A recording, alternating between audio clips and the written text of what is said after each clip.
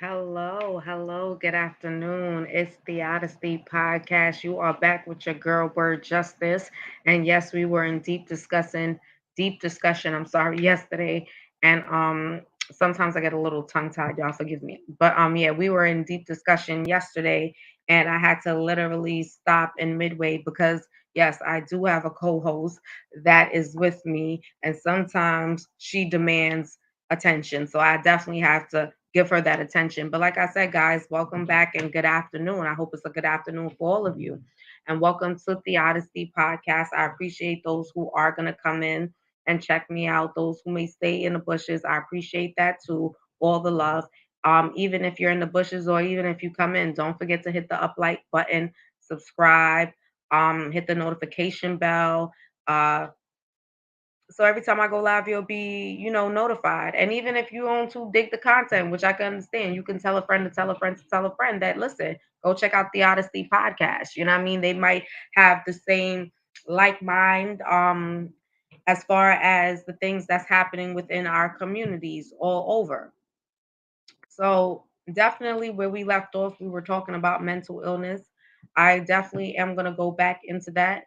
That's why I basically decided to come back. I was actually gonna come back last night, but as you guys can see, I had to keep on changing the time. Like I say, sometimes when life takes over, you things that you have in plan to do, it doesn't obviously take place the way you would want it to take place. I'm sure that you guys seen the title 21 killed in Texas elementary school shooting. Is something obviously that I'm coming to let you guys know because anything that I get wind of and I hear about that I find will be interesting to have a discussion about and needs to be talked about, I'm going to bring to the platform. So I'm gonna just give you guys a little quick rundown, pretty much. Like I said, the elementary school shooting that took place in Uvalde, Texas. 19 children and two teachers were killed in a shooting at Robb Elementary School in Uvalde, Texas on Tuesday. The Texas Department for Public Safety is the one who basically spoke on that part of it, letting us know that it was 19 children and two teachers that were killed. The 18-year-old gunman, he is dead. His grandmother was shot. She's currently in critical condition. You also had Skin Mask, aka President Biden, to come out and speak. And obviously, him coming out and speak, it no longer is what it's supposed to be about. It turns into politics. So that's just a short synopsis of basically what I'm about to give you the full breakdown on regarding what took place from what they're saying currently, if you are not aware, but it's been breaking news pretty much everywhere. And from what they're saying, it's the worst since Sandy Hook. Now, we all have our opinions. I definitely have my opinions, and I welcome all opinions. So feel free to come in and have the conversation, and let's keep it going. So, I'm going to just give you guys a short rundown. A snapshot suspends account associated with the Uvalde school shooter. Snapchat has suspended an account associated with the Uvalde school shooter. A Snap spokesperson told CNN the account may no longer be used or accessed. The spokesperson said, "We are investigating an account that may have been associated with the suspect, and we are in active contact with law enforcement authorities to support their investigation." The spokesperson said in a statement, asked whether the account had raised any prior red flags. The company declined to comment, citing the ongoing investigation.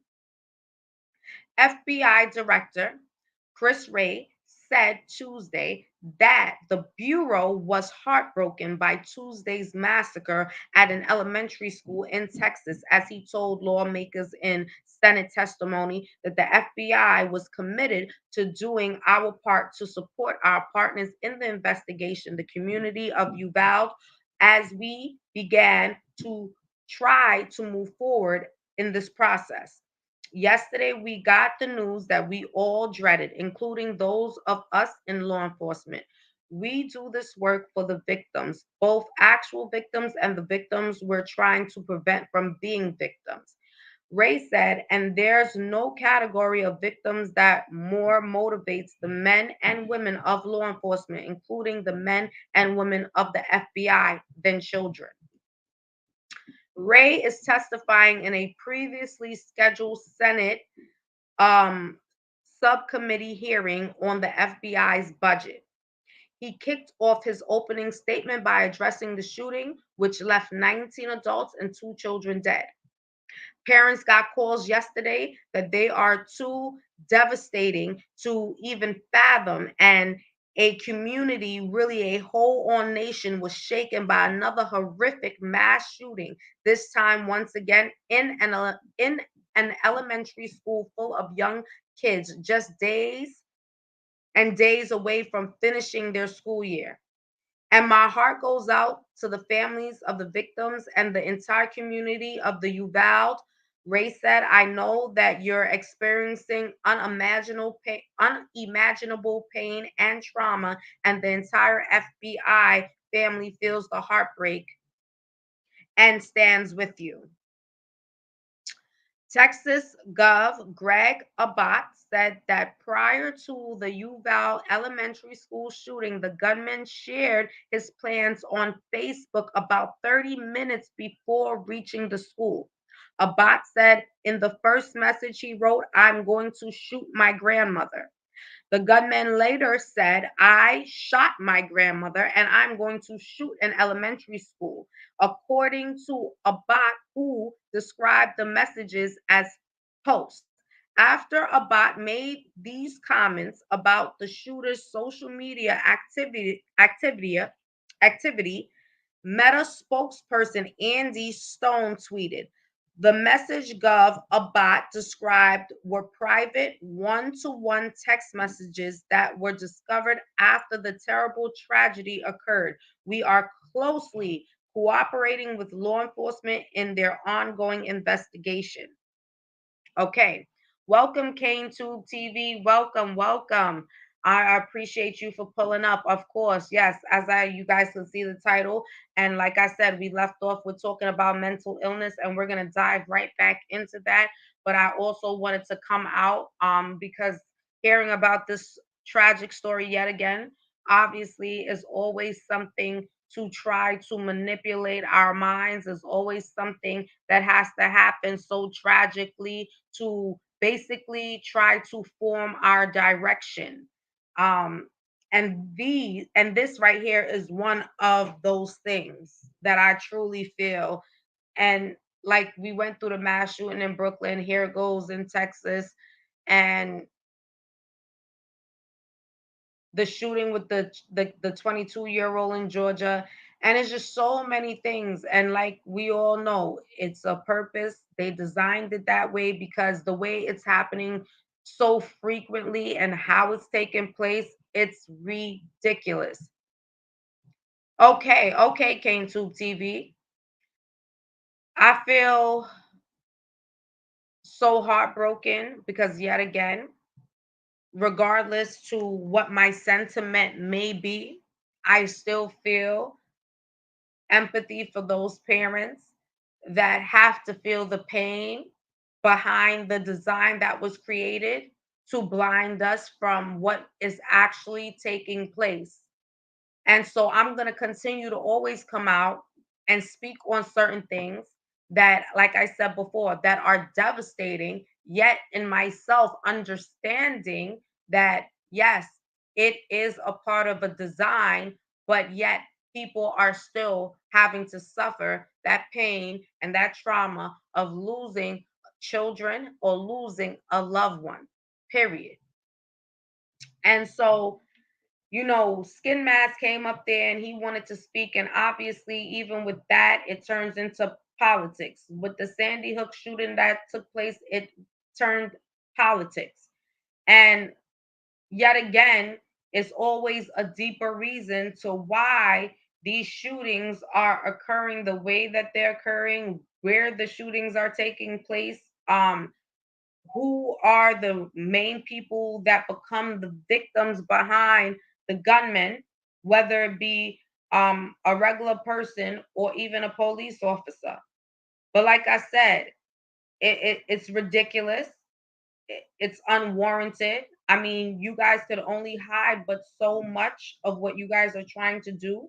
I mean, it's but so much of us that are blinded. Not all of us are blinded. And yes, we can see that unfortunately, you guys have to do the things that you're doing to distract us from what you guys are actually doing, from us not being able to even catch wind of it. So, all these different traumatic events have to happen for our minds to be captured on the particular event that's taking place and have us in an uproar because damn, yeah, another set of children dead, or another young black man dead, another mass shooting, 10 black people dead. They know what obviously is going to have us in a up in an uproar, which I totally understand that whole process, but I still feel the pain for the victims that have to deal with losing their loved one, you know what I'm saying? And not understanding or can't even begin to comprehend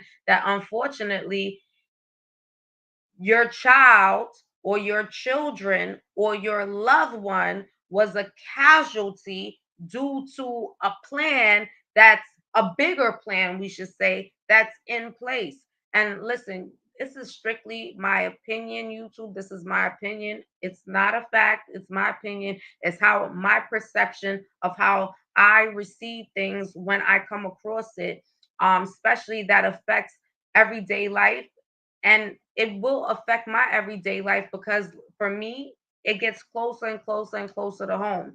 And I'm a person like this. I don't wait to talk about stuff and wait for it to hit my home for me to talk about it. I want to talk about it while it's happening to somebody else to bring awareness to what's actually going on. Now, this is where mental illness comes in because for me, I think that a lot of times, because I know when they go through this whole court case, that's part of the things that's going to play in part. This person may have a form of a mental illness. Now, when we dive in deep into the medical term of mental illness, there's so many different aspects in which they can tell you you can identify with mental illness. Part of that is not getting enough sleep. Who would have known that? Because there's a lot of us that probably don't get enough sleep. But according to medically, if you don't get enough sleep, that can contribute to a form of mental illness. And it goes on and on and on and on. And like I'm saying, with the particular situations that's been occurring, what is going to be stated is that these people suffer with some form of mental illness. So, okay, now they've put a label on it, and now these people are suffering with some form of mental illness, which is causing them now to commit these acts, these heinous acts. What are you guys implementing or trying to do? Okay, better yet, why am I even asking that? Because you guys obviously ain't trying to implement shit or trying to do nothing to make anything better. So now, for self, what can I do to try to at least make something happen or something better or give sight for other people to see what's actually happening around us? Like I said yesterday, they talk about so many people walking around with these mental illnesses that commit all these crimes, but yet and still, you guys give them the poison to put in their body that plays a big part in a lot of the crimes that take place, or take part in a lot of the suicides that took place.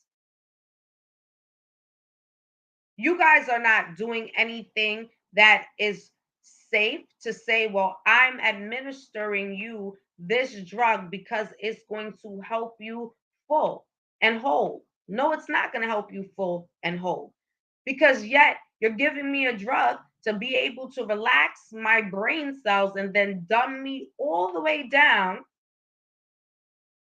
but that is destroying another part of my brain. And obviously, we all think it's two parts of the brain, but it's actually three parts of the brain. And they all have to work in some form of unison. And if they don't, and it gets out of whack, everything goes haywire in your brain. So you prescribe me this medicine that you state that's going to help with one thing, but yet and still it's damaging another part of my brain. And now the behaviors and the actions that I have, I don't even know how to control it because I can't, it's a blackout moment. I mean, for me, this is where the biggest issues are. Like, welcome, Ultimate K Man, welcome. Thank you, thank you, thank you for having me. No problem. Yes, I had to dive in. My whole goal was to actually dive in with the mental health conversation and dive a little deep within that. Welcome, Puerto Rican 360. And Peace to I the came chat. across this story. As you guys know, the story is all over. Yeah, put your input in it. How are you feeling about just the whole situation and just the consistency of how they are doing things to further manipulate, in my opinion. Well, like I don't know if a lot of people are aware on a different level, on a different sector, because a lot of people, they get a lot of news and they may not be privy to certain news, or they might not be talking about it. But this whole thing is about the Second Amendment. They already went after the First Amendment with censorship, where you can't say certain things on the internet. You get banned, you know what I'm saying, you get blocked, or, you get blackballed. So now they're going after the Second Amendment, which is, your right to bear arms. I see a lot of people may not be well versed in the Constitution, but that is your constitutional God-given right that you can bear arms. And see, what these gun things that's happening, with all these gun massacres that's happening, is only to A, program people's minds that guns are bad, B, to also take away your right to own a gun. So C, when they decide to bring the big hammer down on the world, you won't have a way to defend yourself. They come run up in your property or run in your place of dwelling to come get you if you're on that list. So this whole thing about the gun massacres and a lot of school shootings and all these wild shootings is eerily similar to past presidencies before the last president. Before him, we had a major rise in a lot of the school shootings and wild mass shootings, mall shootings, just a whole lot of shooting. And it seemed like we're getting a dose of the same thing again in terms of, presidency, leadership, and the direction of this country. Me personally, I think it's an agenda.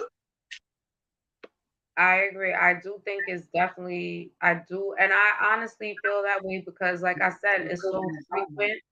And obviously, it's a bigger agenda to why these things are occurring. And you know what's so crazy about everything with a lot of these mass shooters right now at this point is like everything is on social media. Like they're literally putting out what they're going to do on social media.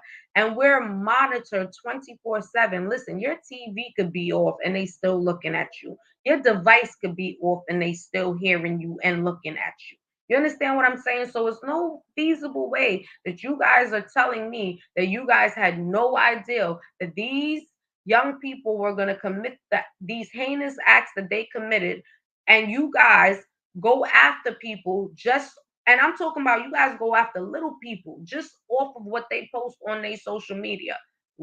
Look at the rapper. You understand what I'm saying? Look at just the regular drug dealers. Whatever they post on social media, that's what y'all bring forth, right, to court.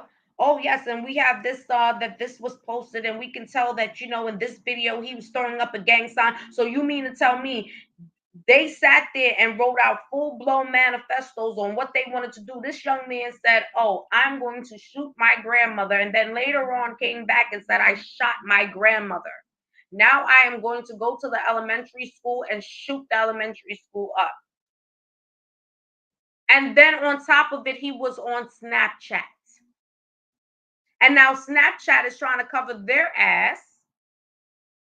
Okay, because behind Snapchat covering their ass is the FBI involved in it too. Because there's no way you telling me y'all not monitoring it. And that's just my opinion. And y'all can call me a conspiracy theorist. But when I watched that documentary on Netflix regarding a whistleblower, his name was Snowden, and he spoke on the technology. He was one of the first people to actually open my eyes to understand, like, listen, even when you feel you're not being watched, you're being watched. So then you cannot tell me it's not a bigger agenda. It has to be a bigger agenda, because if it wasn't, then these people and these children wouldn't be losing their lives. And unfortunately, they're a casualty and their parents become a casualty. And that it's just, it's crazy. And they want people to actually sit here and swallow that and intake that. I mean, there's a lot of sheep that will. Don't get it twisted. It's a lot of them that will. But then it's a lot of us that's not. But then the ones that's not, why are we out here acting crazy, cooning and buffooning for some bullshit? Please, I don't get it.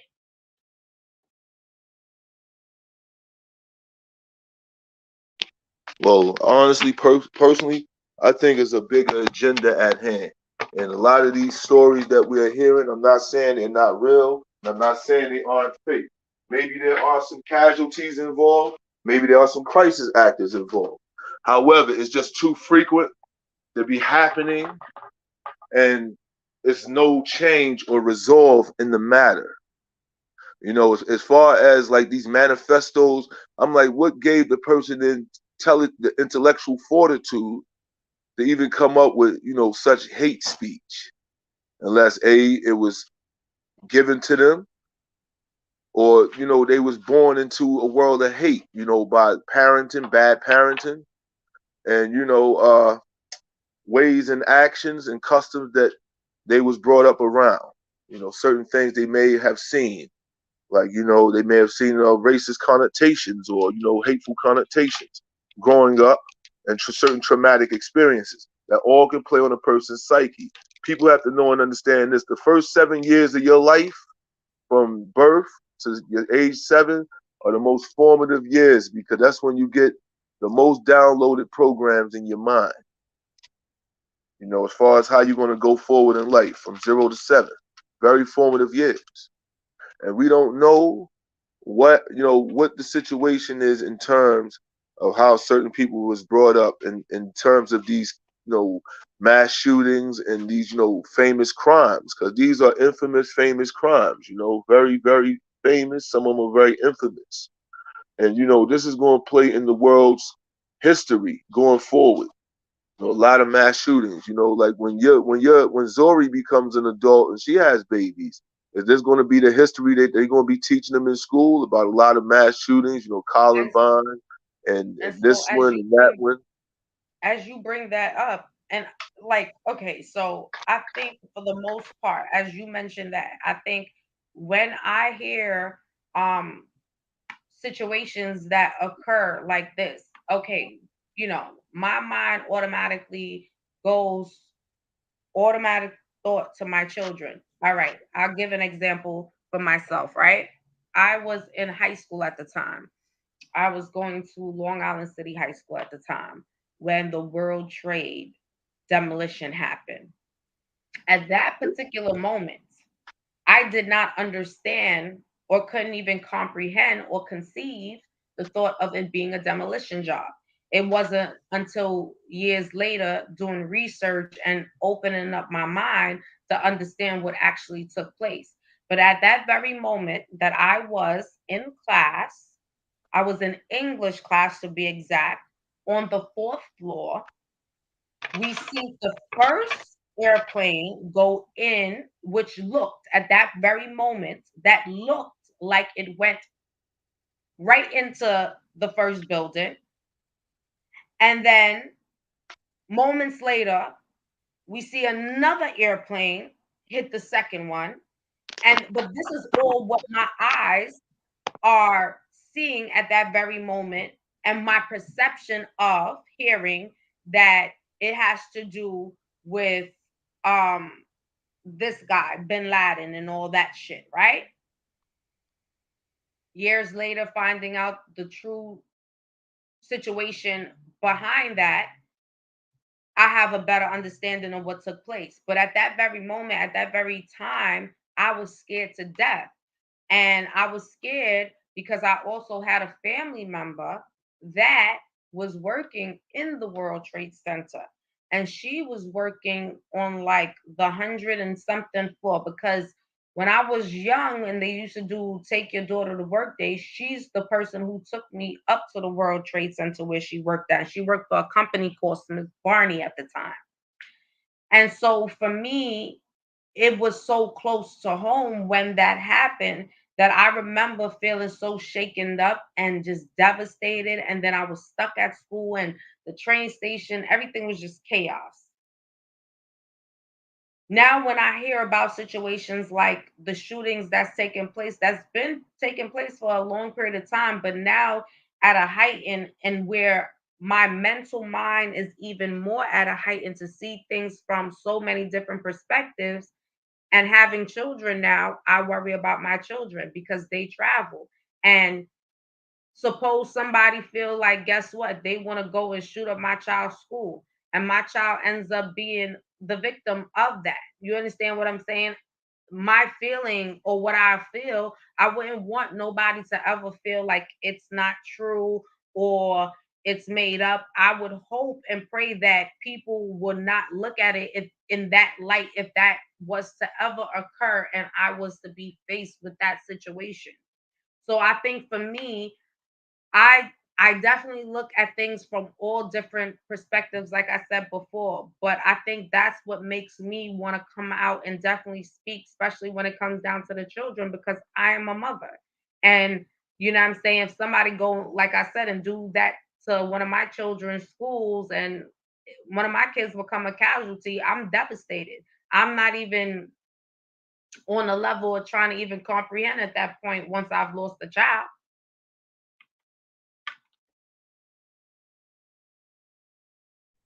Indeed, indeed. And that's why, I brought that up because, a lot of the world events that's happening now is only shaping the future.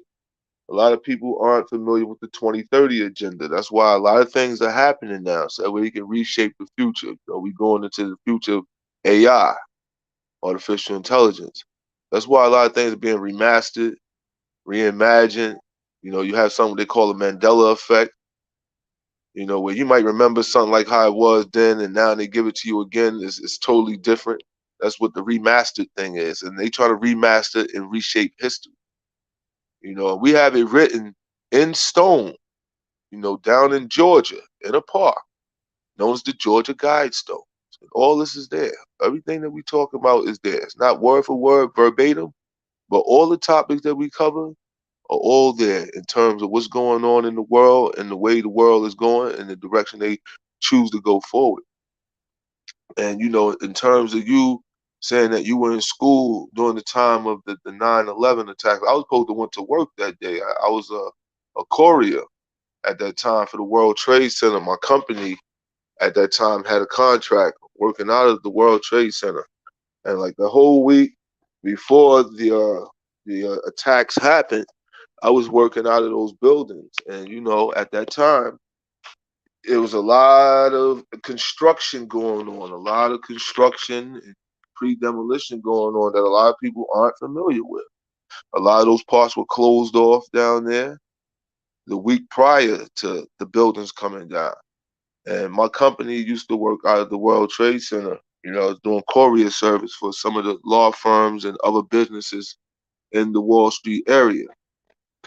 So, I sensed something wasn't right. Like, why are they doing construction now at a time like this on this building, like it doesn't seem like anything was wrong with it. You know, the building was designed to withstand a lot of structural damage in terms of rain, snow, wind damage, even an earthquake, maybe a bomb blast, airplane. If an airplane just so happened to hit the World Trade Center, a lot of people don't remember the World Trade Center was on fire before, and that never even destroyed the building at all. Like on maybe like the 52nd or 53rd floor. I mean, correct me if I'm wrong. If anybody remember a fire being at the World Trade Center, but I to do say remember, because this, going back doing research, I ended up finding out about that, and that was going back. But if you was to say that to me at that time, that, oh, this is a part of a plan and this was a demolition job, and what you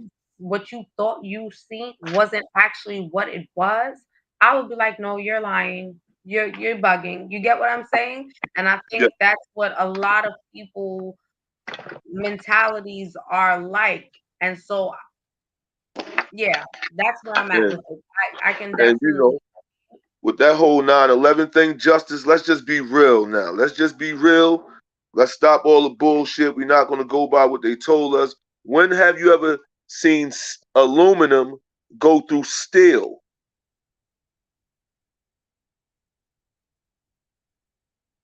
I've never seen aluminum go through steel, but I've seen steel go through aluminum. I mean, It- listen, and this is the thing about it. That's why I'm saying for myself, it took me to be able to, like, literally do my own research to come to an understanding of what I actually thought my understanding was based on what I seen and how it actually happened. right. The only way to destroy steel is to blow up steel. You got to remember, steel is a solid matter. We're dealing with steel. It's not in a liquid form or gas form. Although you can liquefy steel, but the steel we're talking about was in a solid structure. And for that building to fall, and now when you look at all the pieces that's there, it didn't crumble into a pile of dust. It fell into pieces, like as if it was blown up, because you can't really blow up steel into pieces. There's only but so much heat you can put on steel to liquefy it, especially steel of that amount. And this is the thing. You see, even with you dropping that, you know what I'm saying? These are things that, at the time, like I said, I was not privy to or even can comprehend that state of being of understanding because my mental wasn't even there yet, right? And so even So, now, I do feel that it's a lot of people in the world that are like that right now. And I think that's what plays a major part, but that's what also allows them to put up the banner of and put a label on when things occur. Oh, this person has mental health issues and this is why this took place, and see, not really trying to go in depth of why this mental health issue is illness, not even issue, illness is occurring, or what is the purpose to the triggering of this person's mental illness, or because it's already put a label on it. You know what I mean? So the right. label that's already put on it is a label that now we have been indoctrinated to feel comfortable with using because we don't have an understanding of what it actually means. Like genuine artistry said, mental illness is the label, but at the end of the day, these are people that see beyond certain things that the others can't see, in other words. Actual facts. And that's just the whole gist of it. Is a label, it's a stigma, like African American, black, Negro, ugly, fat. Those are labels that's placed on a person to keep a person further either from being who So, they truly are or what the truth really is. so I have a question for you. Or in your opinion, what do you think that needs to be done to begin to take off the label that has been placed? Well, from an individual standpoint, because everybody out here is trying to fit in somewhere, trying to get in, but realize they don't fit in. And we dealing in a vast world of many people, and we all need each other for energy purposes. Like if I talk to you, you talk to me, we relaying energy. If you're hanging out with some friends, y'all go out together and y'all all, enjoying each other's company and time, a venue or whatever that's going on, whatever particular curriculum is, then it's a positive energy because it's on an elevating frequency. Even if you vibrating at a lower frequency, you're still in the positive setting because that's something y'all all enjoy if it's something constructive and conducive, not demonic. Now, but now in terms of what one needs to do, as far as that, they see it has to be a self person check. I'm gonna say it like that. Each person has to G check themselves. We're all different. No one is the same. Everyone's DNA is totally different. Even if you come from a family or whatever, you might share the same DNA, but your characteristics and traits are different. That's what makes you an individual. Everyone has to do an individual self check. You got to G check yourself But first this and is foremost. so What person so don't know how to do it? I guess. I mean, see that is a learned behavior, Justice. It's a in, learned in, behavior. It's not something one can pick up in the store or order it online or download it like an app. This is a learned behavior, and a lot of people, they're at that point where their knowledge has been limited. When knowledge is infinite, you can never stop learning. A lot of people want to limit their knowledge because they feel like they know enough. You got TV pumping some shit to you. You got the apps, they pumping something to you. You got your friends, they pumping something to you. You got the internet pumping something to you. So you're always getting something pumped into your psyche and into your consciousness. And when does one have a chance to really think about themselves or where they could be lacking at or deficient or shortcoming of in their life? yeah, A lot because of I people don't do have time for feel that. yeah, I feel because I do feel like, it's what we consider to what the proper term for them is called codependency. And I do feel like, guess what? It's a lot of codependency when it comes down to the government, you know what I'm saying? And what we are still waiting on them to provide. And like I said, for me, I always used to hear my grandmother make a statement, and now it rings a bell in my head. Like it rings so hard in my head now that when I was young and I was hearing it, it was just like, oh, okay, whatever. But even the way you make your bed is the way you're gonna lie in it. You know what I'm saying? We know this. You get what I'm saying? Yeah. And that statement in itself, that's what we've been doing. You know what I mean? And in the process of making the bed is like, okay, I'm gonna make my bed, but I need you to help me make my bed too. Why do I need you to help me make my bed when it's like I can do it? You understand what I'm saying? But it's always that level of, oh no, I may need you to help me make my bed. You're right about But that you gotta remember, codependency. you gotta lie in it after you understand, you gotta be the one to lie in the bed. So why not you be the one make it and not have somebody help you make the bed? Because after they help you make the bed, they ain't coming to lie in that bed with you. That part. That part. Just because a man can show you how to fish, don't mean he's gonna go fishing with you every day. Now The whole my biggest thing is that we don't want labels on us as all right, like for me, even sometimes I catch myself using certain terminology, and it's so real that the tongue is so powerful that I don't realize that certain words that I use basically sin who I am. Now, when I say that, for instance, I use the word black instead of melanated people, but because I'm so doctrinated in using the word because that's all I know and that's all I heard. Oh, what you are? Oh, I'm black. Oh, what you are? I'm African American. You understand? I'm not used to identifying myself as who I am because I have been indoctrinated to identify myself as what somebody else told me I am. But I know I'm not black because when I go in the crayon box and I look inside the crayon box, I don't see nobody black like the color that's in the crayon box. or Just any like of the when I colors. go in the crayon box, I don't see nobody white like what I see in the crayon box. You get what I'm saying? Right, all labels. These are all labels to identify people. Ah, peace, peace, peace, G Dubs. Thank you for pulling up, my love. Thank you Peace, for pulling peace. up. How was your afternoon, darling? I hope Okay. you're having a blessed afternoon, and I'm always grateful for when you guys do pull up. Um, you guys are always welcome here at the Odyssey Podcast. We always try to leave you guys with food for thought. You guys know I am your host, Word Justice, and I always come around and have my co-hosts come into the building. I have different and listen, as I go along, I want also a lot of you guys that come into the chat and join me to also hit the link and join the conversation because I need everybody's voice to be heard. And that's how I feel. I feel like if we all can collaborate and everybody's voice is being able to be heard, but a part of our voice being able to be heard is putting action to what we say. Yes.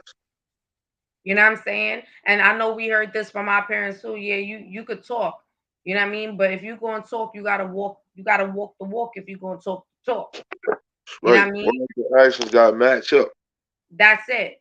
And so that's definitely where we at. But G Dubs, let me just fill you in. I don't know if you heard about the shooting that happened in Uvalde, Texas at Robb Elementary School. It was a shooting that took place over there. 21 people were killed, 19 students, two teachers.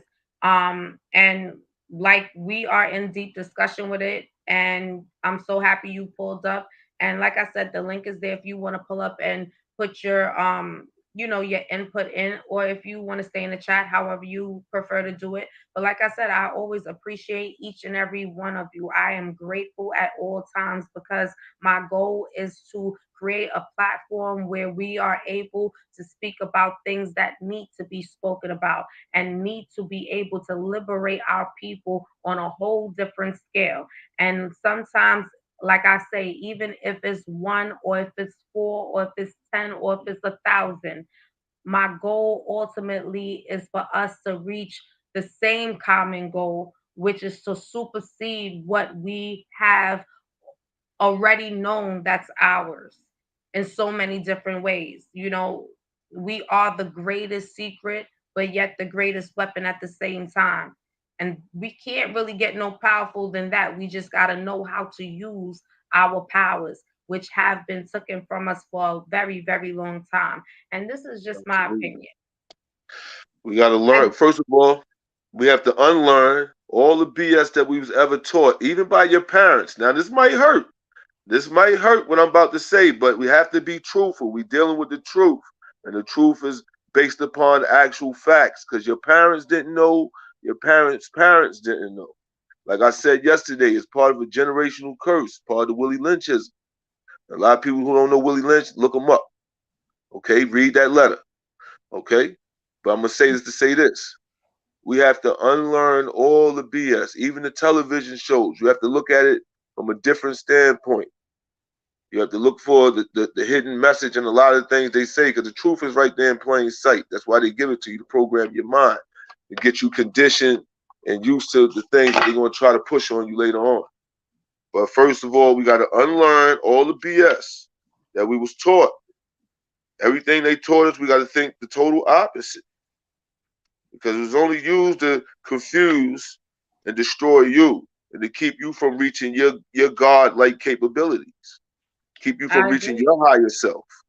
But a part of that is, I think, for me, like I said, a part of that is codependency. And everything, and listen, and to be quite honest, I'm just a realist. It is easier said than done because it's so easy to speak on things, and it's the most hardest thing to apply what you speak on.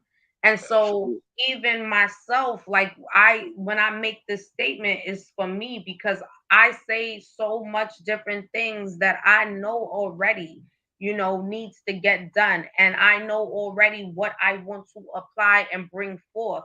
But yet, as I'm saying it, I find it so difficult to actually put forth what I want into fruition.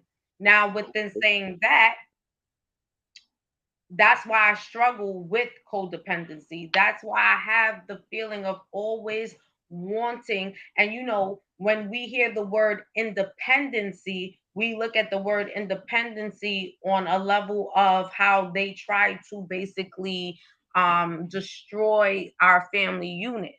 But when I speak of independency, I'm speaking of independency from the government itself and what they have to offer. If we know that what they have to offer is never nothing that is going to be always what we may seem to think may be beneficial, in the long run it's not beneficial. Right. And Right. so with that is us coming to the understanding of the labels that are being put on us is because we allow those labels to be put on us, and we keep on wanting a change, but we keep on doing the same things trying to get a different outcome. We have done the most damage to ourselves as a people, and that's one thing that we have to come to understanding with. Why I say that to say this: if you look at now and how we are towards one another, we still don't trust one another. We still out here gunning each other down. We still out here scamming from one another. This and that, more so than anybody else. Not saying it doesn't go on in other ethnicities, but see, we've always been at that level of distrust and mistrust with one another. And is now is at a point where certain level of conscious people are in this world now, because it's a different world. We're not back in ancestors times. It's us now. We're here. We're the different consciousness now of the world.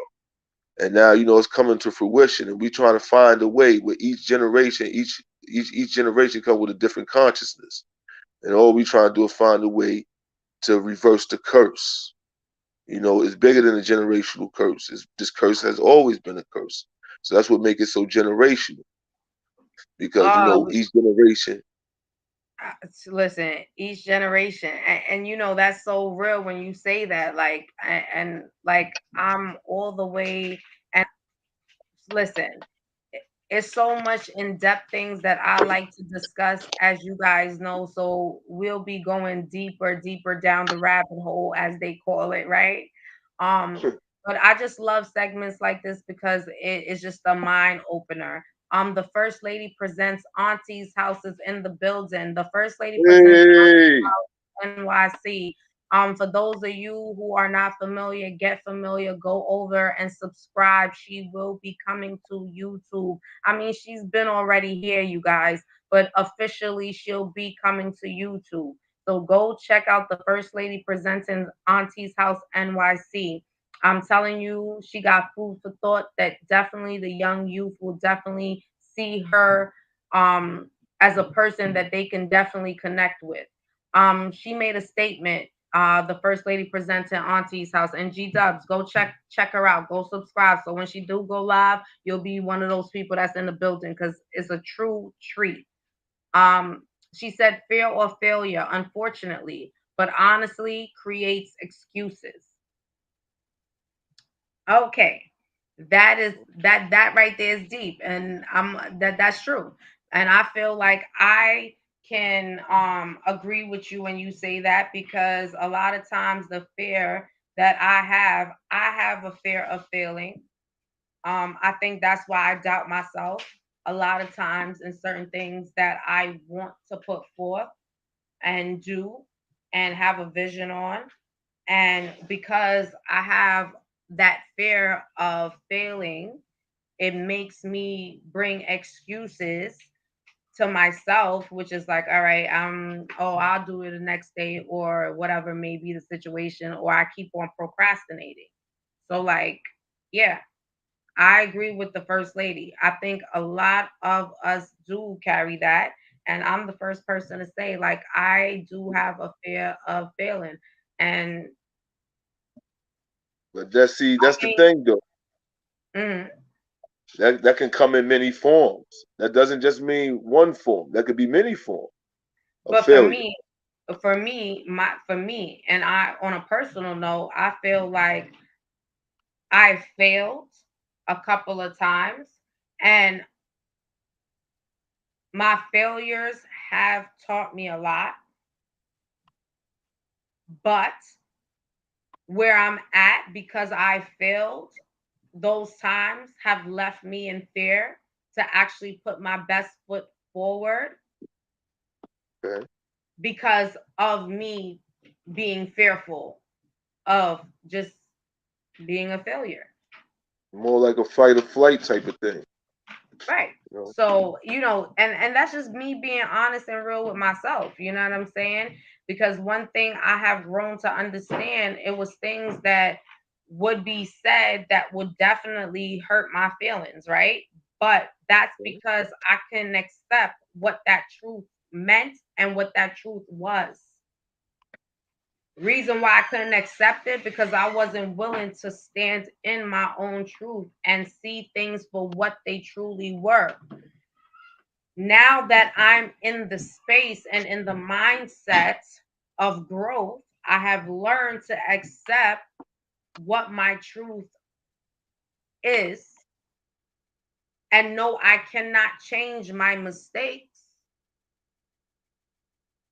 but I still struggle with looking back at those mistakes and knowing what that felt like because those mistakes were what I considered to be failures to where I'm at right now to not have that full on confidence of saying I can do it without even having the thought of using the words of I can't or I don't know or this might not work. it's from a learned behavior. You know what I'm saying? Justice. It's back to the learned behavior. You know, when negative is placed upon a person, they can only think negative. Positive energy, like I always say, creates elevation. You know, if a person was more used to hearing yes you can, or yes all the time, maybe it might bring about a different, you know what I'm saying, different outlook or a different aspect in a person's life in terms of, wanting to do certain things or accomplish certain goals. The You first know, lady said nothing's wrong with starting over, which is the worst that can happen. that's Yeah, not yeah. shit. Actually, that's not even the worst that can happen. Sometimes you have to start over. Remember, knowledge is infinite. You can never stop learning. You have to go from knowledge to born back to knowledge. Because once you born knowledge, you have to go back to the knowledge.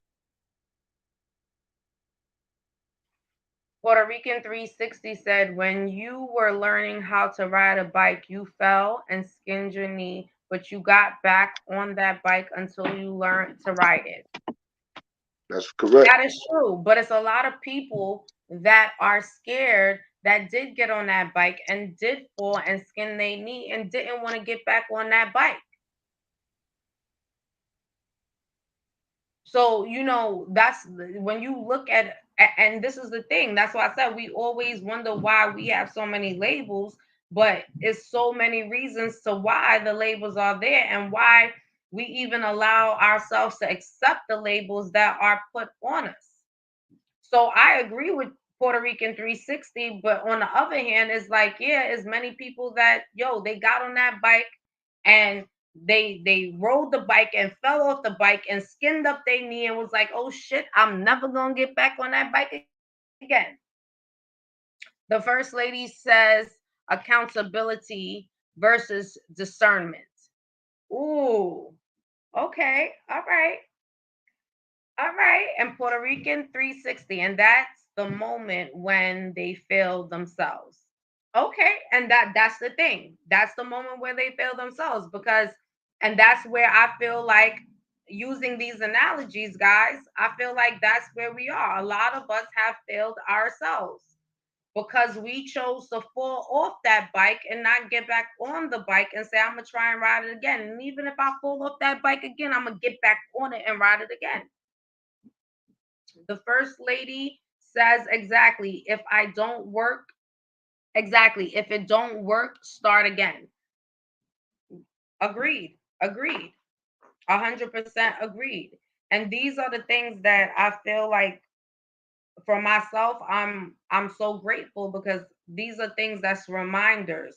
And I'm always when I come on and I come and I vibe with you guys and I come and I bring different stories and different topics is always going to be related to something in which I have an understanding or let me say better understanding too.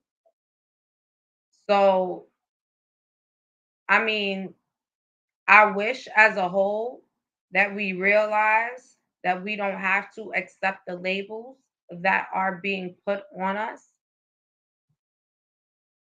Little by little, each one that's able to see themselves be able to have a capability of elevation should use that ability to always try to elevate. And that fear of failure, which I'm working on, is something that we definitely, which, some of us besides myself probably got to work on too. You know what I'm saying? Just get on that bike and keep riding no matter how many times you fall and keep on starting over. You know what I'm saying? For me personally, that's where I'm at. I fell off the bike a couple of times, and right now I'm just like, okay, I fell again. All right, let me get back on this bike and ride it again. And until I ride the bike straight and know how to keep it aligned, I will continue trying. And that's my ultimate goal when I sit out here and I come on and I speak. And I hope my young people out here that come in and look at the video or that may be in the bushes, and even the ones that come to the chat and speak with me, like G Dubs, First Lady, Puerto Rican 360, Ultimate K Man, Genuine Artistry, Millennial Queens. Like, I appreciate all of it. You know what I'm saying? Because definitely this conversation will not only stay here. 9 times out of 10, you'll go and talk to a friend about the conversation because it was something that intrigued you at that very moment. And that's how we begin to probably spread the word and perhaps enlighten minds.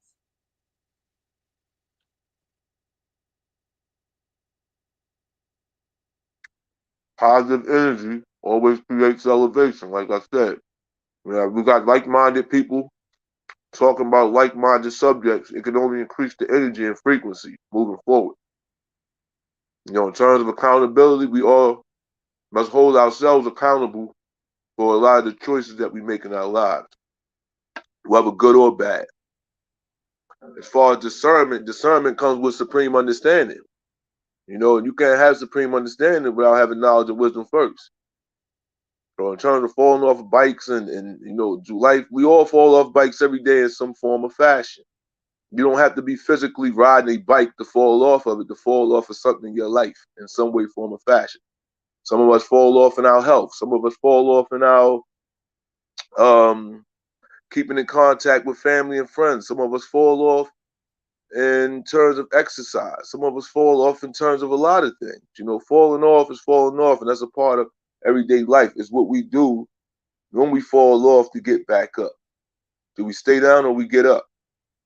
So in order to go down, sometimes in order to go up, sometimes you have to go down. And that's the point of life, is in ups and downs. Nobody's life is peachy perfect, regardless of what their circumstances is or situation may look like. Everybody has problems. Everybody has ups and downs. Everybody's bike fall isn't exactly the same, but we all can relate because they're problems nonetheless. I hear you. So I have a question for you. I have a question for all of you. Ultimate K Man, Puerto Rican 360, the First Lady, G Dub. If you're still in the building, you can also chime in, write it in the chat. Ultimate K Man, of course, you're on the panel, so we can actually hear and you can speak. And as the chat decides to write what I am about to ask, I'll read it. Um, so, question for you. What would you tell your 9-year-old self right now with everything that you know? Wow. What would I tell my 9-year-old self about life now? What I know now at 42? Hmm. Mhm.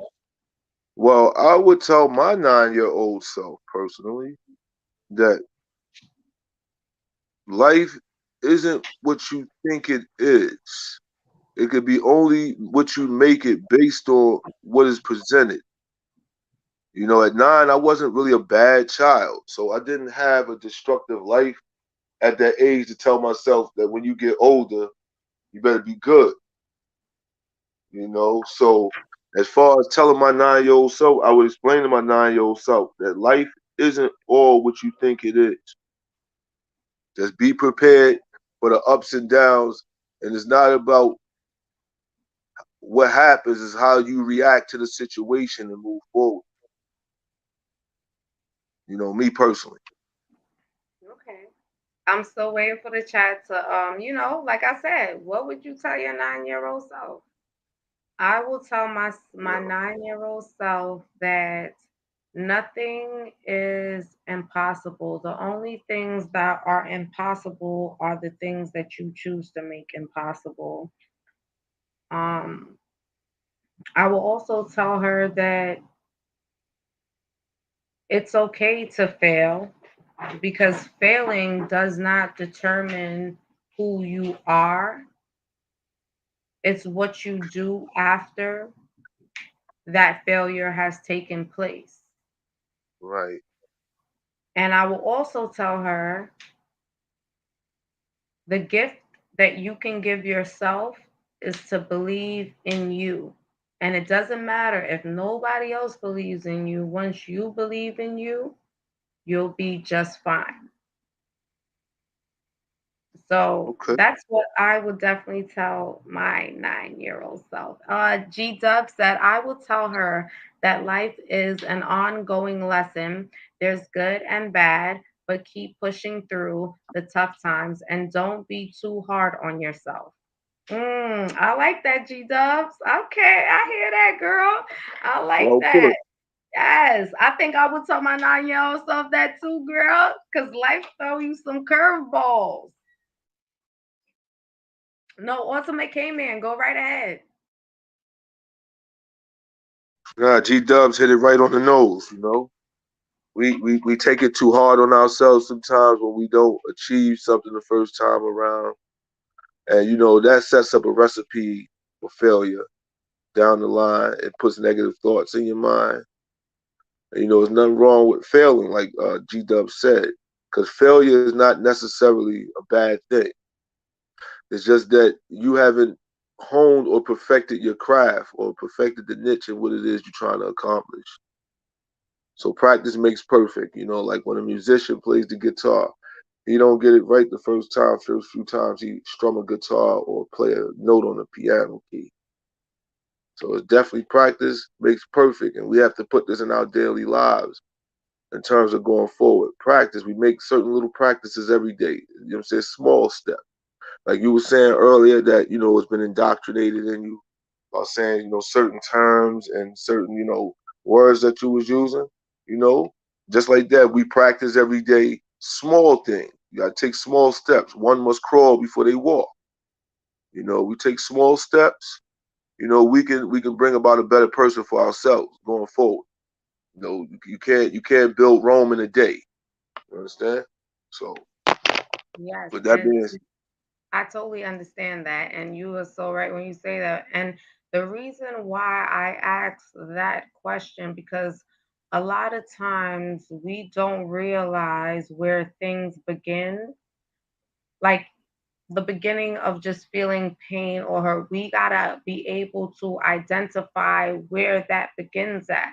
And so, even through you identifying where that pain or that trauma begins at, and now you being at a certain chapter in your life, yes, it's okay to go back and honestly, with saying, what would you tell your 9-year-old self, is what you have the ability to tell yourself now that you couldn't then when you were going through those pain and those different traumas or a traumatic situation that may have took place.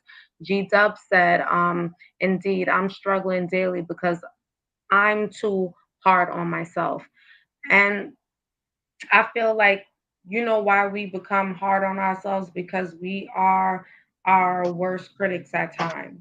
You know what I'm saying? We right, we get criticism outside, right? But we criticize ourselves more after getting the criticism from outside.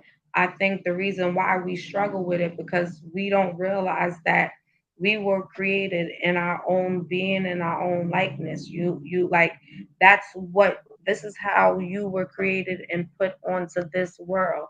And it should never be a second judgment or thought in your mind of how great you may be, or even if you made mistakes, you know what I mean? But unfortunately, we were not taught that. So it's difficult now to grasp that understanding of not being able to be the person for yourself that's going to be the person yourself. Let me say better.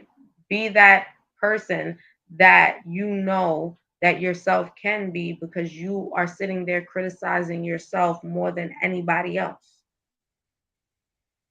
Yeah, some people hold themselves back more so than other people, like by being hard and too critical on themselves.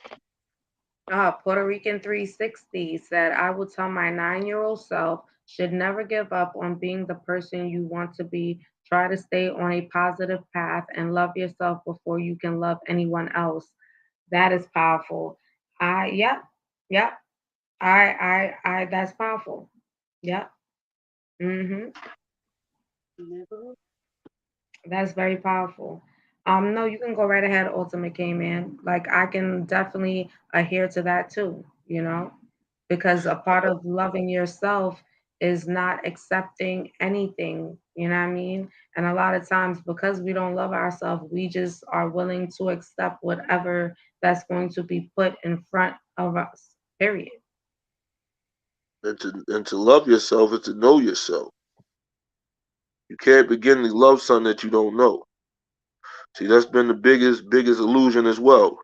They give us things that they think we love, but we really don't know that we love it because they push it to us. When something is constantly pushed on you because your brain has been, destroyed, and mentally, not physically, but destroyed mentally. Anything they can give you anything, and you accept it. It's like a battered person, like a slave, and that was one of their biggest things. But definitely, I mean, we understand that that's where divide and conquer comes from. that's what this Divide and whole thing conquer is comes about, from being able to control your mind, right? That's what this and I whole thing think is that, about. yep, and I think that, just having this conversation, it makes you understand and come to a realization there are people that are here that are foreseeing certain things, you understand, that have a more understanding to what's actually happening around um, them on a whole. And this is why I'm so like, how can I say, I'm intrigued to always keep open panels and discussions to just get a better understanding and perhaps reach somebody else. And a part of that is talking about the things that we don't want to talk about. And like I said, it's our opinions. I invite all opinions. I'm never saying or trying to push anything on anybody. You know what I mean? I'm open book when it comes down to just speaking about things that affect all of us. And like I said, for me personally, you would hear certain people be like, well, that didn't happen in my neighborhood, or that didn't happen in my area. But does not mean it won't happen in your neighborhood and it won't happen in your area. And because they have an agenda, it will be casualties involved. Now we That's have to correct. find a way to stop killing each other, and we have to find a way to stop allowing them to kill us and try to figure out how to keep on living.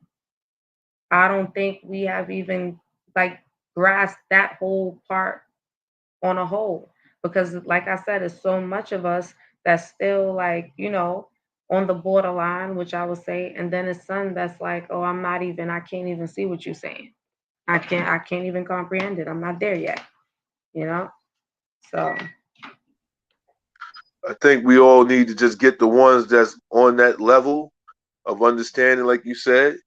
We have to click and get together, put aside any personal interests or egos, and we try to get this done for one common cause. It's only going to be a small percentage at first, but that's an example set. That's a template. I honestly believe that Mike can get this ball rolling.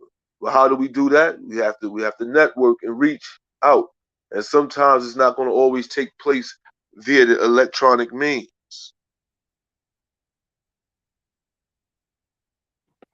I mean, you already see how basically they have set it up to where, the lack of socialization face to face has basically, been tarnished due to the pandemic that took place. So, they Absolutely. implemented certain things to be able to basically cut us off from what we really need. Like we need Uh, socialization, right? We need to be able to Can't let that see other stop us. We can't people. let that stop us. But a Absolutely. We lot of us, cannot let that stop us no more. but the thing is, we can't let it stop us, and that's very true. And that's why I think a part of that is to be able to talk about it and also implement it in your life. But like for instance, like the socialization and all of that. Look, when the pandemic happened, they knew what was going to take place, right? And so they already knew that they were going to cut off the socialization part of it, right? So they knew a lot of people would be tuned into, the social media. It's But thing see, like I this is said, it's how they things keep that an eye on what you're doing. Though also they know what the left and right hands is doing because they controlling the field. By always having social media always available, and we not going back to grassroots with those people that share one common cause. Everybody's not going to have the same common cause. That's something you have to understand. That's the factor. That's the problem. Because now they want to know they want to know what everybody's talking about. And sometimes we out here talking some high powered stuff. They already know what the plan is. So that's another thing that's keeping us further away from each other as well. Some people use this platform to try to achieve celebrity or godlike status. And then sometimes the plan doesn't go the way it's supposed to. I only said what I said about, we have to get more social together. We have to break that curse about, oh, we can't because of this, that, and the third. During the pandemic, people were still finding ways to eat and make money. They found creative ways, especially those first few weeks when you couldn't leave the house like that. See, a lot of people online getting real creative. Don't lose your creative juices because now there's certain conveniences are available to you to use to make life a little easier for you. We still have to keep still have to keep the common goal in place here, and that's to get with people, socialize. That way we can build up, and that way we can move forward. I honestly think that.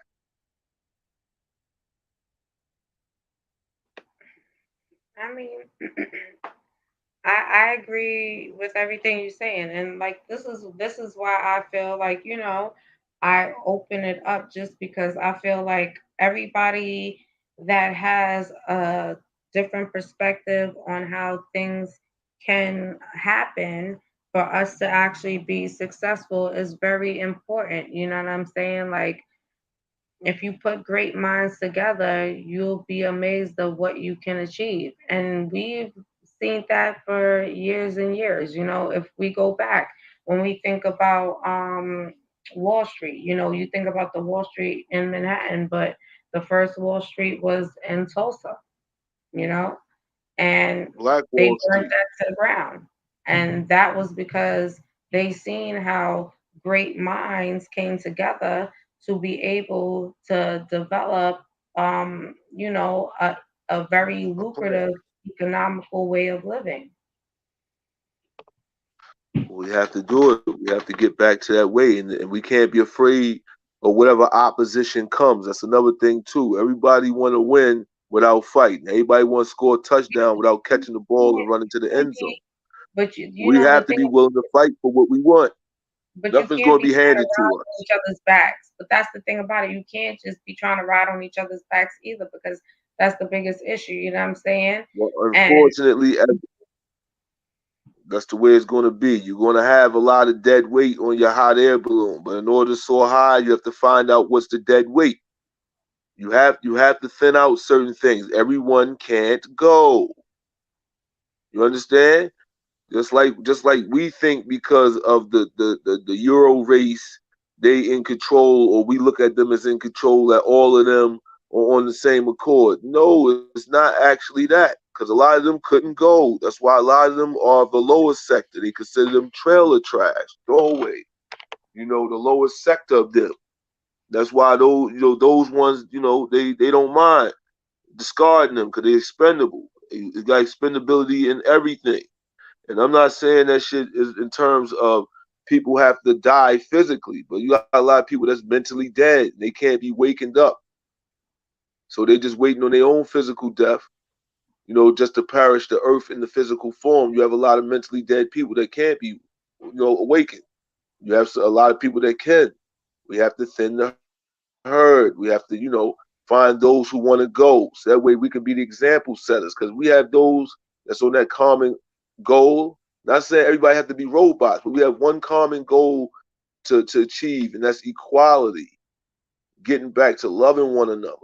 You know what I'm saying? That's the only way we're gonna move forward, because that way we can support one another. We got somebody bad in the ranks, we have to hold them accountable. Like, yo, listen, man, can't be doing that.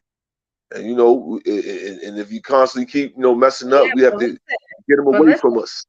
let's talk about that, because I think that's something that's very difficult to do in this day and age. It's very difficult right now in this day and age to be able to build a friendship or a family ship or a relationship dealing with husband and wife or a relationship dealing with just boyfriend and girlfriend, right? Because there's so many different ways. Now, Right. the time that we're living in is hard for, in my opinion, people to take accountability for their actions. Now, as much as you can go to somebody and tell them, yo, this don't look right, this, that, and the third, or I see this, that, and the third, obviously you saying it because they are at that point where they're not even able to see themselves, but you can see what what mistakes or what errors.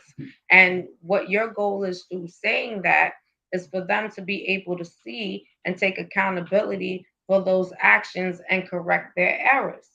But we're living in a time in where if you approach somebody and tell them about their actions, they automatically, that accountability word goes out the window because that defense mechanism comes up.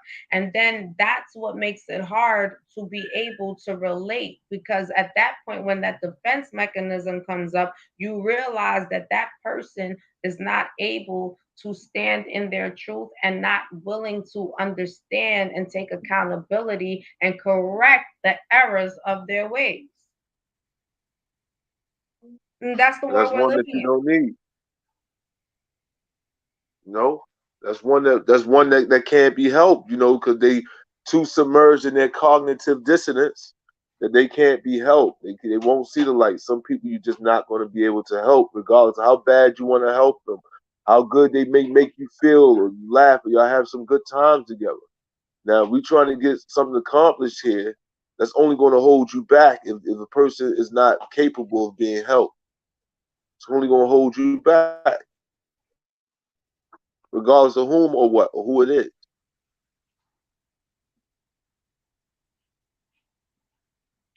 Yeah, I mean, Everybody's not going to get the ice cream and cake effect.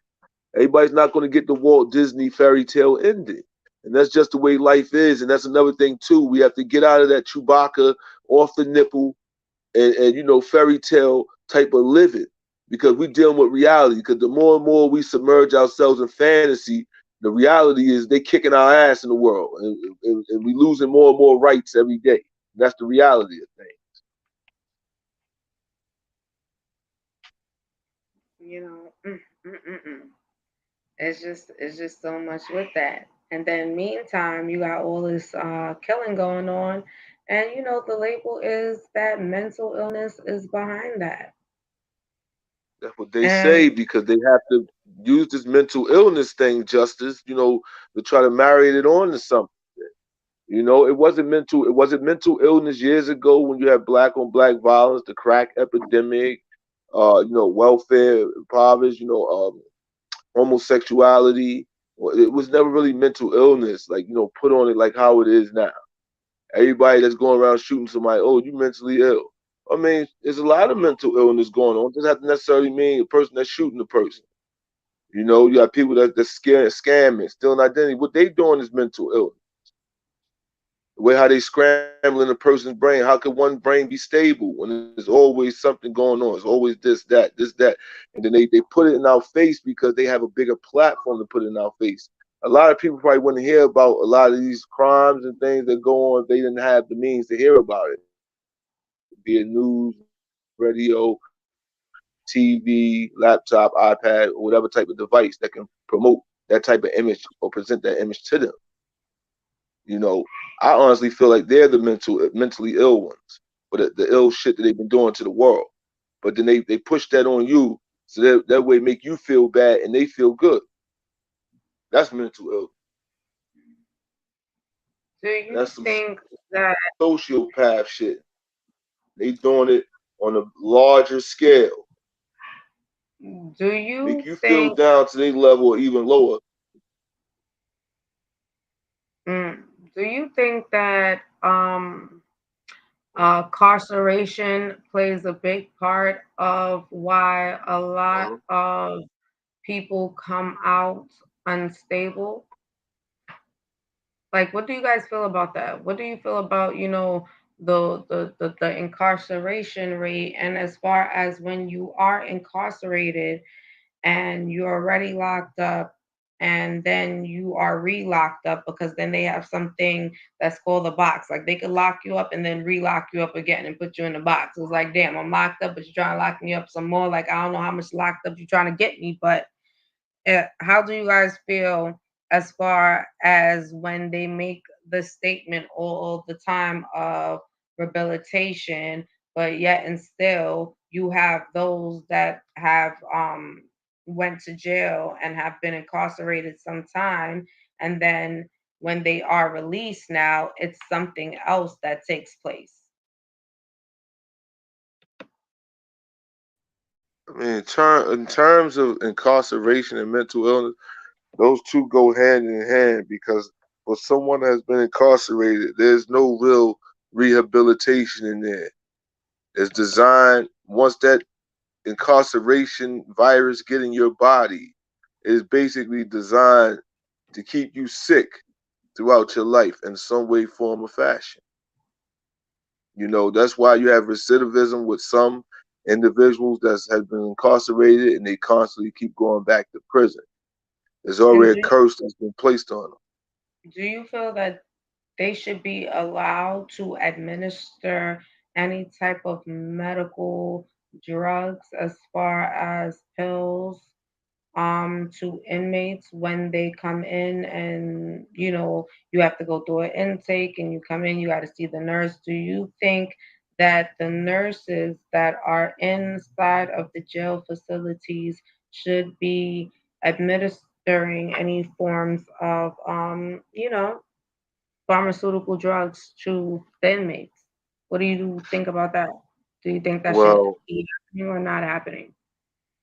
well, it's like this. Like with any institution or industry, you have private entities, and a lot of the times those hospital facilities that are in the prison aren't ran by the prison. They are like a private company working in conjunction with the prison.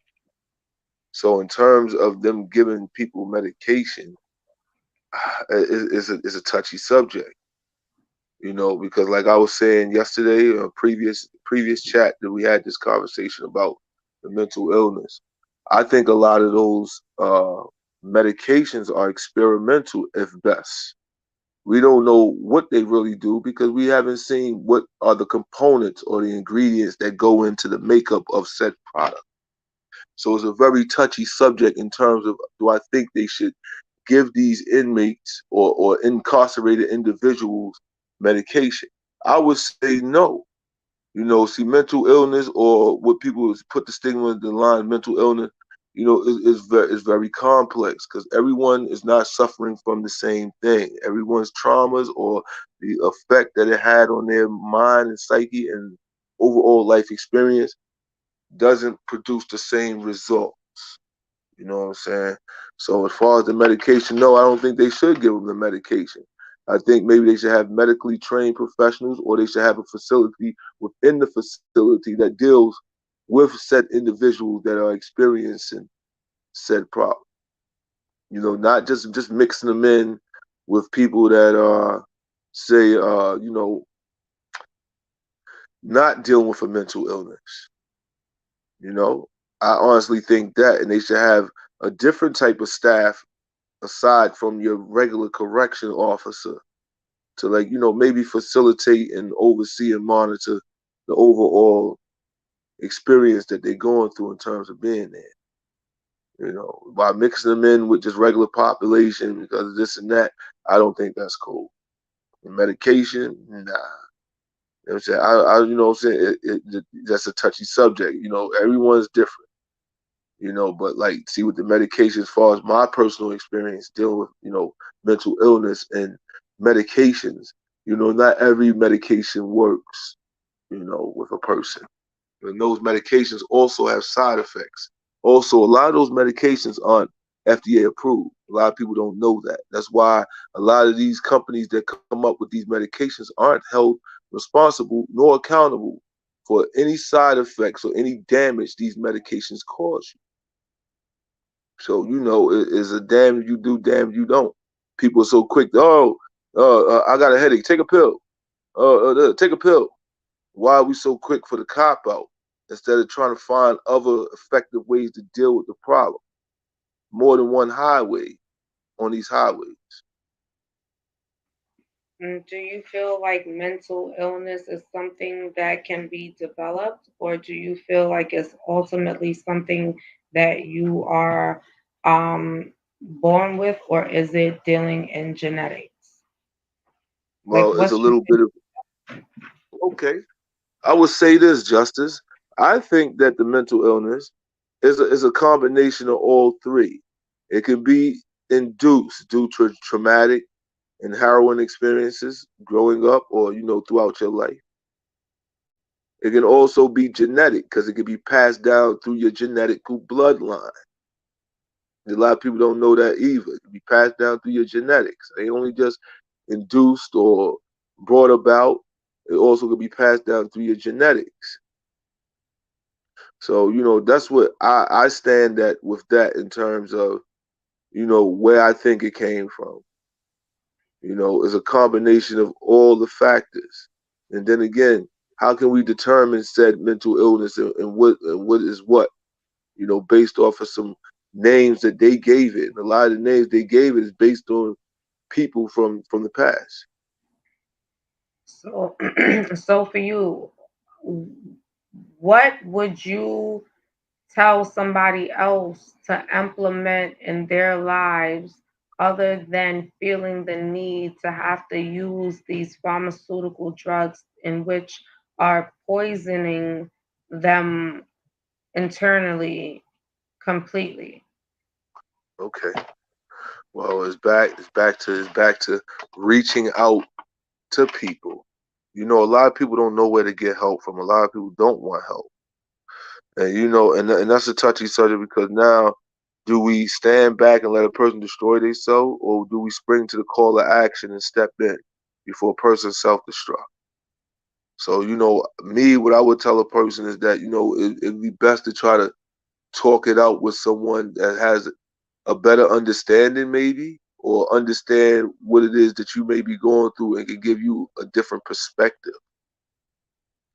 Some situations are worse than most. Now you have some that are violent, with the mental illness. And I don't really condone the violence per se unless it's brought upon on me. But that type of situation is definitely a special skill set and a lot more hands-on to deal with a person in that type of situation. And sometimes that even involves a person having to be in a facility, institutionalized in a facility And see, and that's another thing too. How do we change that, or even begin to approach that type of dynamic when you have one of a mental ill state that's also violent, That's not my only thing. to others but himself. See, that's another thing. You have to is very hands on, and no one has Listen, a specific real I answer. I agree with you 100%. And for some reason, we say, like, it's like no particular answer. In my opinion, the answer is understanding how to help each other. I feel like we hold the key in and the ability in how to care and nurture for each other. I think that we lost ourselves and our strength by yet again allowing codependency.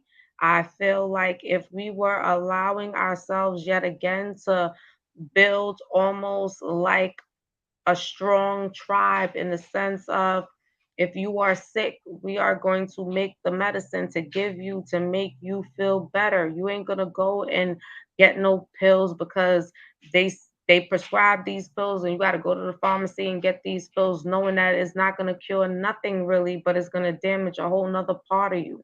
You know what I mean? We're going to feed you and show you how you're supposed to eat certain type of ways, so these ailments or these certain type of feelings that you may be having can ultimately somewhat be deceased because it's not something that you're putting in your body to give you another hyper energy to make you feel like you're hallucinating or you're going through all these different type of feelings to make you feel like you want to kill yourself and kill other people.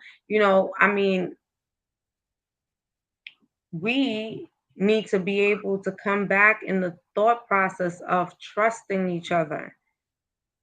And we have no trust in each other. We'll go to everybody else and let them tell us whatever they need to tell us. But we don't trust each other enough to be able to say, well, look, we need our full on, we got our black doctors. Or let me say it better. We have our melanated doctors. You know what I'm saying? We have our melanated medicine man or medicine woman that strictly deals with holistic medicine. We also have our melanated farmer that you can get tomatoes, whatever it may be that you need, that we know is healthy, that we know is not genetically modified.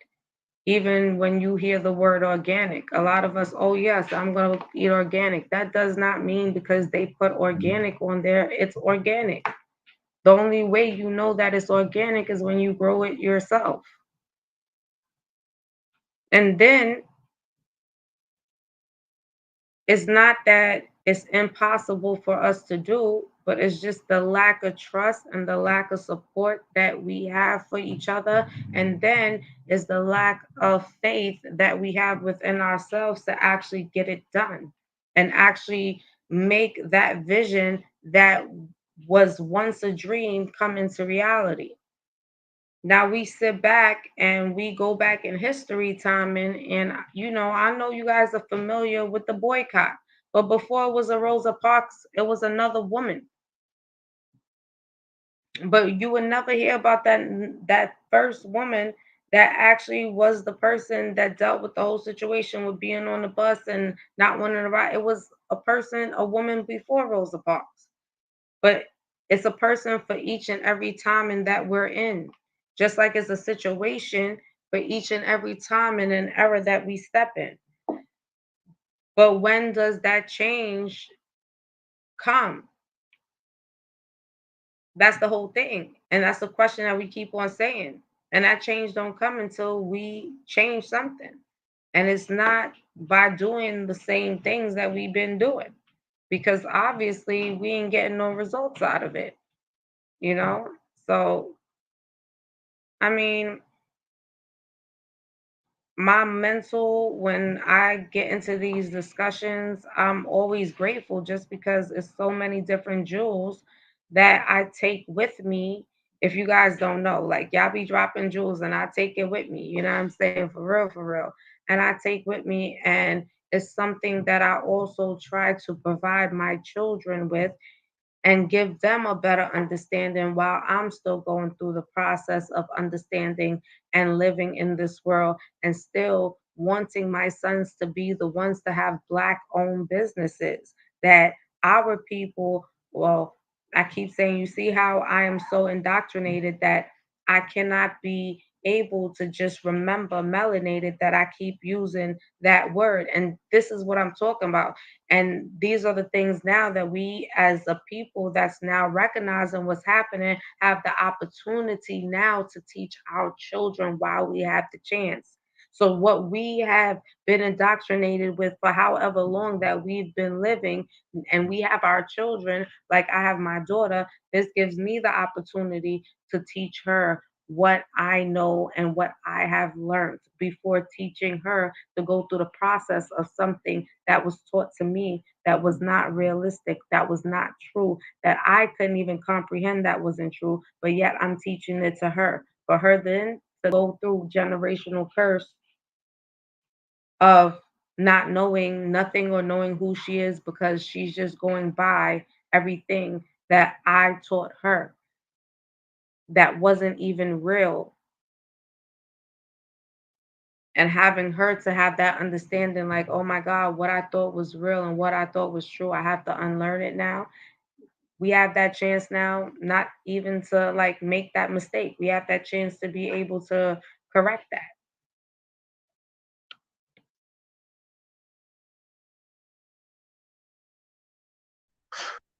Okay. But CJ, like I said, it's a learned behavior. Justice is a learned behavior. We have to, be cautious of everything that we do. We living in an autopilot zone. A lot of us live on autopilot. And we gotta get off autopilot and take complete control of the wheels of our life. You gotta take control of the wheel, get off the autopilot. It's a learned behavior. It's gonna come. You just have to tell yourself little by little and be aware of these actions. It's called self-checking. Nobody's perfect. We all gonna make mistakes. But decency and consistency is key. Well, that is well said. And like I said, I'm always on a consistent loving when I come on and I get a chance to talk to you guys and connect with you guys, because there's always jewels that I personally take for myself. And I always come on and I speak from a personal perspective. And always, like I tell my people, don't look at things from one side. Always look at it from a 360-degree angle. Is very important. It's almost like saying keep your head on a swivel. Um, I'm so happy that you guys came out to join me. Like you guys know, this is the Odyssey podcast, of course, with me, your girl, Word Justice. And I always like to come out and just keep you guys posted on a lot of things that are happening.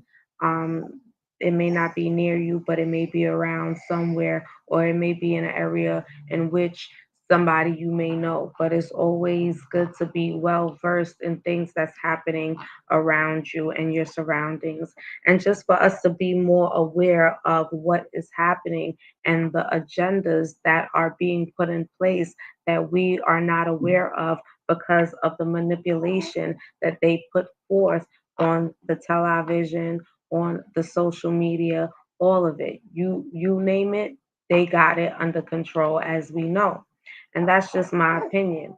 So I open all doors when it comes down to anybody's opinion or anybody's feeling on what they may feel. And it may be an opposite feeling, and I'm fine with that too. But always know that the Odyssey podcast is a safe place where you can come, talk, have conversation, and feel free or talk in the chat.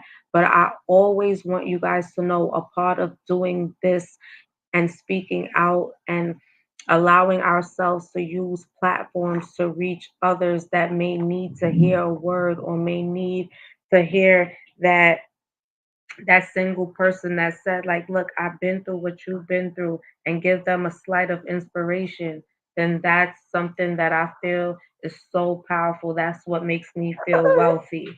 at all times. And I appreciate all of you so very much. G Dubs, Puerto Rican 360, Ultimate K Man, the First Lady presenting Auntie's House.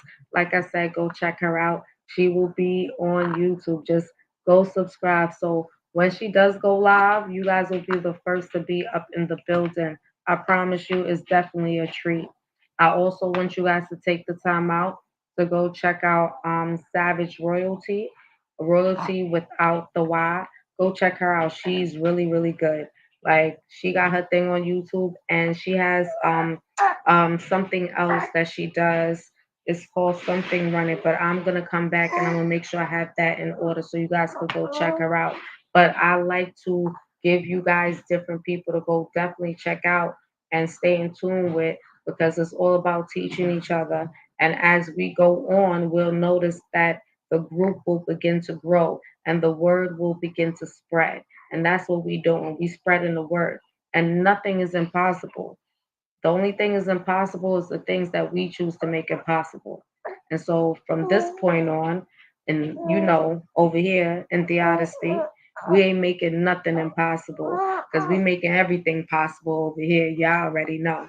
And I appreciate you guys so very much. Like I said, I appreciate you guys, and I'm so grateful that you guys take the time out to come spend it with me and come chat with me.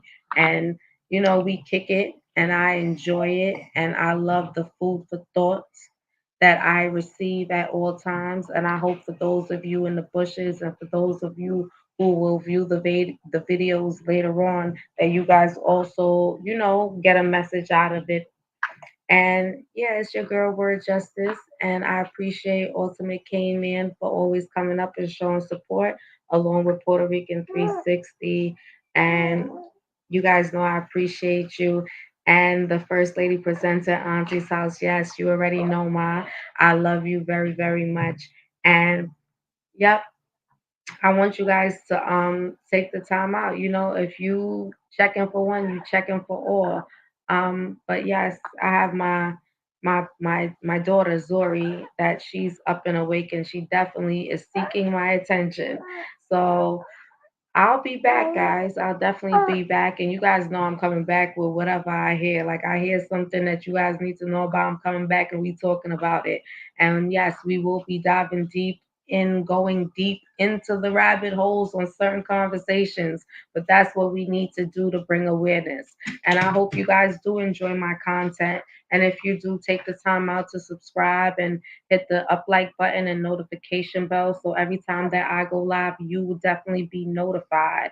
And yeah, like I appreciate you guys. And I want Ultimate K Man to say, his last words because I definitely, like I said, I appreciate when he comes up and spits his knowledge and gives us food for thought that definitely is needed.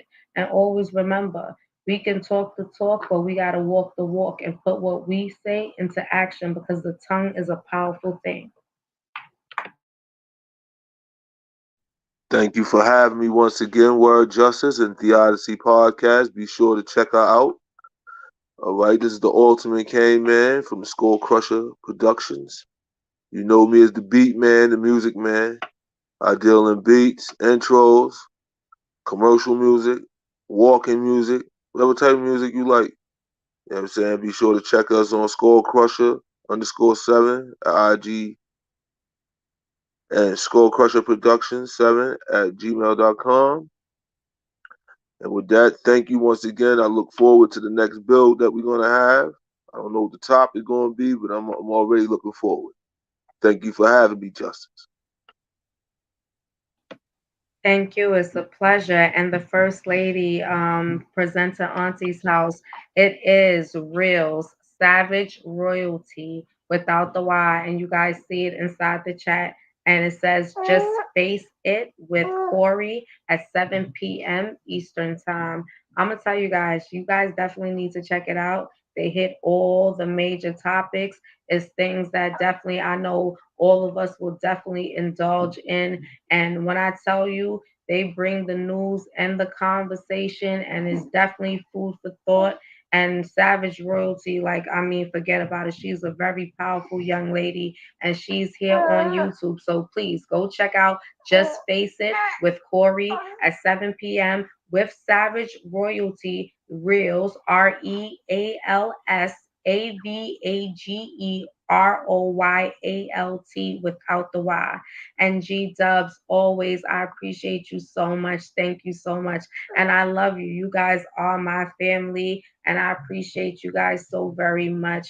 And you guys know, as I progress and I go on, my gratefulness will always show. And it's your girl, Word Justice, the Odyssey Podcast, Ultimate K-Man, Puerto Rican 360, G Dubs, the First Lady Presenter, Auntie's House, NYC, Genuine Artistry, Millennial Queens, Real Savage Royalty, Just Face It with Corey at 7 p.m., y'all. And just stay tuned. If you follow one, you following all. And if you're interested in creativity and self creativity, entrepreneurship, you already know. Everything you're going to need is right here. Just follow me and trust and believe me. You won't regret it. Peace.